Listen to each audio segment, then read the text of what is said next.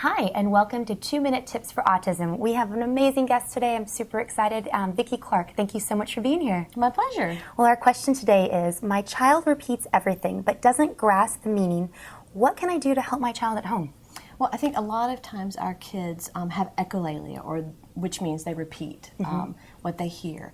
And I think that that's an attempt for our kids to participate in conversation. They know what the language is supposed to sound like. They know this is something that we're supposed to do together. And but yet they don't really have those words. They don't necessarily understand exactly what they're saying.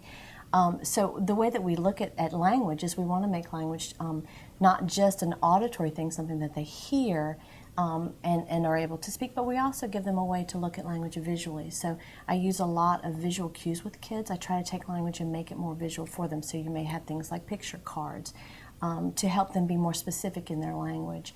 I listen to echolalia. I think sometimes people think echolalia doesn't mean anything, but I think that's really not true. A lot of times echolalia can indicate what the child is thinking about, even if it's not said as clearly as, say, you and I would say it. A child that starts announcing the weather report, repeating verbatim what, say, the meteorologist says on TV that they heard, may be concerned because they're scared of a storm that's coming. Maybe.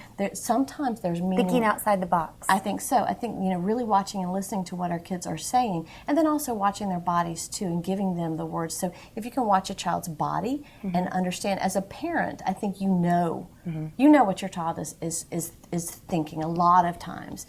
So if you can interpret what they're thinking and give them those words, and they echo it back, at least they're practicing language too. Absolutely, you're starting to teach them that these words mean this way that I'm feeling right now, or this intention that I have right now. So echolalia is exceedingly positive.